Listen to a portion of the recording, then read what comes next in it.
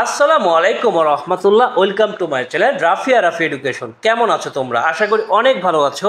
আমিও মন আল্লাহ পাকের রহমতে অনেক ভালো আছি, আলহামদুলিল্লাহ। তো তোমাদের বার্ষিক পরীক্ষা 2024 is knocking at the door, অর্থাৎ তোমাদের বার্ষিক পরীক্ষা খুবই সন্নিকটে। তো তোমরা যারা ক্লাস 8-এ রয়েছো তাদের গ্রামার ক্লাসে আজকে আলোচনা করতে যাচ্ছি নন ফাইনিট ভার্ব।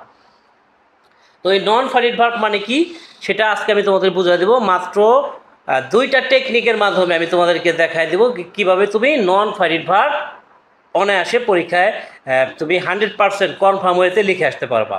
ঠিক আছে, ওকে। তো দেখো, বোর্ড থেকে তোমাদের কিন্তু একটা স্যাম্পল কোশ্চেন দেওয়া আছে। তো এই স্যাম্পল কোশ্চেনটা হচ্ছে এটা, যে এখানে দেওয়া আছে hair is a story of মারিয়া। হ্যাঁ, বলা হচ্ছে এটা হচ্ছে মারিয়ার একটা গল্প। তারপর বলা হচ্ছে দেয়ার আর সাম গ্যাপস ইন দ্য স্টোরি, অর্থাৎ এই স্টোরিতে কিছু গ্যাপ রয়েছে, মানে শূন্য স্থান রয়েছে। নাও ফিল ইন দি ব্ল্যাঙ্কস, এখন এই শূন্যস্থানগুলো পূরণ করো with appropriate non finite verbs, অর্থাৎ উপযুক্ত নন ফাইনিট ভার্ব দিয়ে। আর নন ফাইনিট ভার্ব বলতে কি বোঝায়? জিরান বোঝায়, পার্টিসিপল বোঝায় এবং ইনফিনিটিভ বোঝায়। তো এই যে শূন্যস্থানগুলো আছে, এই শূন্যস্থানগুলো তুমি অবশ্যই অনায়াসে করে ফেলতে পারবা। তার আগে কিন্তু তোমাকে বুঝতে হবে যে জিরান কি, পার্টিসিপল কি এবং ইনফিনিটিভ কি। এই তিনটা জিনিস বোঝার পর তুমি অবশ্যই অনায়াসে কিন্তু বুঝে ফেলতে পারবা কোনটা জিরান, কোনটা পার্টিসিপল আর কোনটা ইনফিনিটিভ। তো তার জন্য আমি তোমাদেরকে প্রথমত বলবো যে এইটা আগে বুঝো যে জিরান আর পার্টিসিপল কি। হ্যাঁ, তো জিরানটা কি?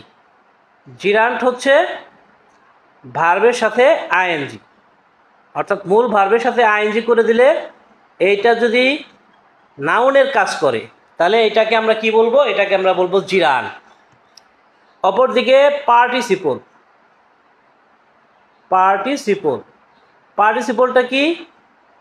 পার্টিসিপল কিন্তু ভার্বের সাথে আইএনজি। পার্টিসিপল কি? ভার্বের সাথে আইএনজি।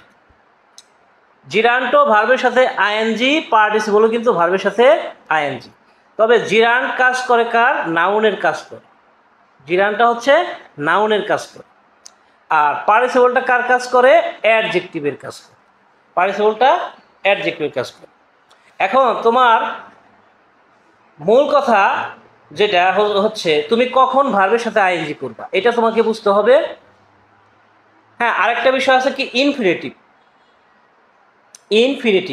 এই ইনফিনিটিভ মানে কি?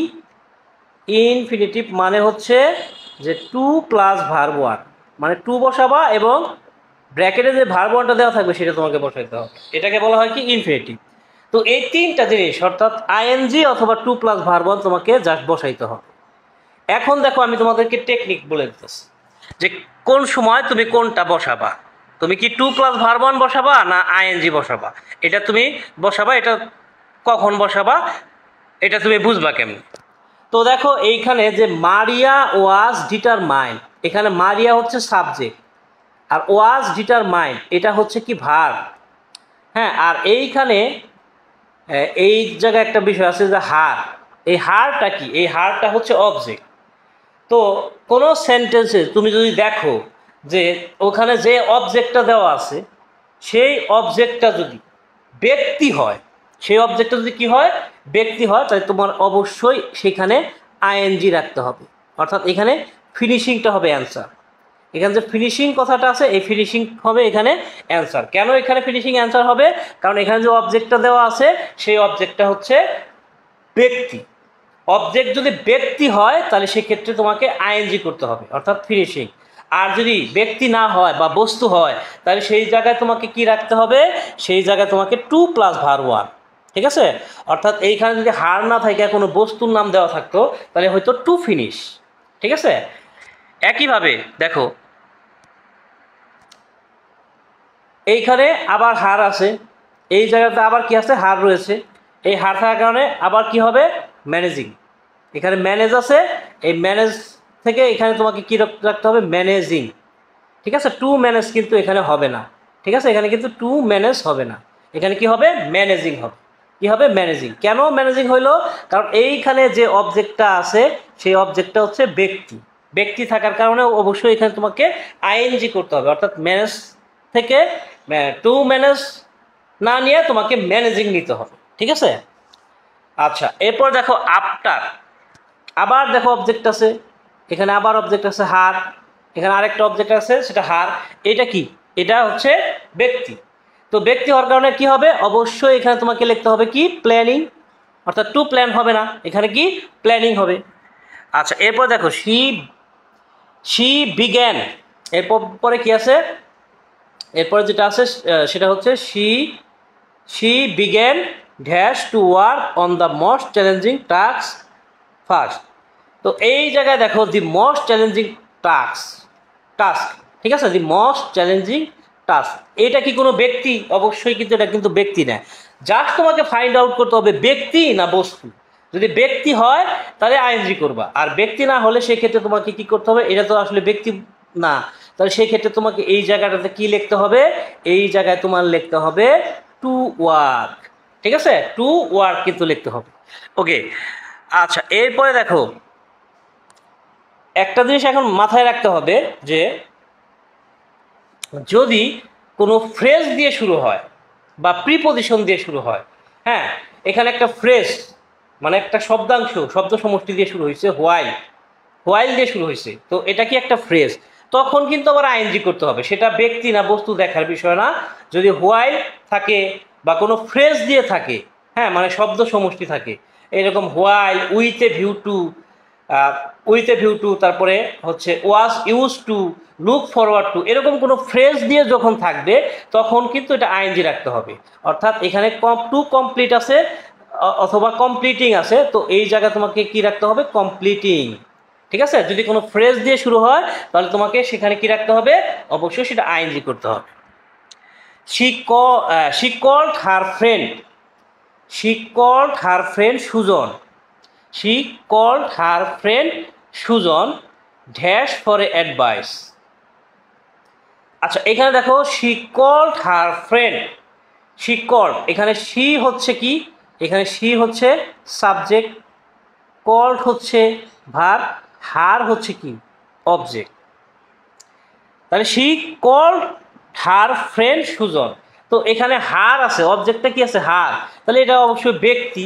তো ব্যক্তি হওয়ার কারণে এখানে তোমাকে কি রাখতে হবে? এখানে অবশ্যই তোমাকে আইএনজিটা সিলেক্ট করতে হবে, অর্থাৎ আস্কিং। এরপরে সুজন সাজেস্টেড, কি আছে? Sujan suggested dash to break বা ব্রেকিং দি প্রজেক্ট, এখানে অবজেক্ট কি? The project. এখন প্রজেক্ট কি? ব্যক্তি না বস্তু? অবশ্যই বস্তু। যেহেতু প্রজেক্ট হচ্ছে বস্তু, তাহলে সেক্ষেত্রে এখানে অ্যান্সারটা হবে কি? To break. এখানে অ্যান্সারটা হবে কি? To break. যেহেতু এখানে অবজেক্টটা বস্তু পাওয়া গেছে, এই জন্য এখানে তোমাকে কি রাখতে হবে? টু ব্রেক, অর্থাৎ ব্রেকিং এখানে হবে না। আচ্ছা, এরপরে যে Maria found this advice helpful and decided, হ্যাঁ, Maria found this advice helpful and decided, তো এখানে দিস অ্যাডভাইস কি আছে? এখানে দিস অ্যাডভাইস, দেখো দিস, তারপর কি আছে? অ্যাডভাইস। তো এটা কি ব্যক্তি না বস্তু? অবশ্যই বস্তু। তো বস্তু হওয়ার কারণে এখানে অ্যান্সারটা তোমাকে কি রাখতে হবে? To follow. এখানে ফলোইং হবে না, কি হবে? টু ফলো, ঠিক আছে? ওকে, আচ্ছা, এখানে কি হবে? To follow. ওকে, আচ্ছা, এরপরে দেখো অ্যাজ শি কন্টিনিউড, এখানে অবজেক্ট, এখানে কন্টিনিউডের পরে কোনো অবজেক্ট দেওয়া হয় নাই। অবজেক্ট যদি নাও থাকে সেই ক্ষেত্রেও কিন্তু তোমাকে আইএনজি করতে হবে। অবজেক্ট যদি ব্যক্তি হয় তাহলেও আইএনজি, আর অবজেক্ট যদি না থাকে তাহলেও কিন্তু তোমাকে আইএনজি করতে হবে, অর্থাৎ ওয়ার্কিং হবে এখানে, ঠিক আছে? ওকে, আচ্ছা, এরপরে দেখো by the end of the day she was able, তারপরে সিগনিফিকেন্ট প্রসেস, তো সিগনিফিকেন্ট প্রসেস এটা তো অবশ্যই একটা বস্তু, হ্যাঁ, সিগনিফিকেন্ট প্রসেস, এটা কোনো ব্যক্তি না, এটা বস্তু। তাহলে এই জায়গায় হবে কি অ্যান্সারটা? টু সি, অর্থাৎ ইনফিনিটিভ। আচ্ছা, হুইচ মোটিভেটেড হার, যেহেতু এখানে মোটিভেটেড হার রয়েছে, এখানে কি রয়েছে? হার রয়েছে, তাহলে এটা অবজেক্টটা কি? অবশ্যই ব্যক্তি। অবজেক্ট ব্যক্তি হওয়ার কারণে অবশ্যই আইএনজি কিপিং। অর্থাৎ তুমি দেখবা যে সেন্টেন্সটার মধ্যে তুমি জিরান পার্টিসিপল বা ইনফিনিটিভ বসাবা, ওই সেন্টেন্সটায় যদি অবজেক্ট, যে অবজেক্টটা আছে সেটা যদি ব্যক্তি হয় তাহলেও আইএনজি, আবার অবজেক্ট যদি কোনো সেন্টেন্সে নাও থাকে তাহলেও আইএনজি। আর যদি বস্তু হয় অবজেক্টটা তাহলে সেই ক্ষেত্রে টু প্লাস ভার্ব ওয়ান। আশা করি বিষয়টা বুঝতে পারছো। তো এই ছিল আজকের আলোচনা, আগামীতে কথা বলবো অন্য কোনো টপিক নিয়ে। সেই পর্যন্ত সবাই ভালো থাকবে, সুস্থ থাকবে, সুন্দর থাকবে। টাটা, আসসালামু আলাইকুম রহমতুল্লাহ।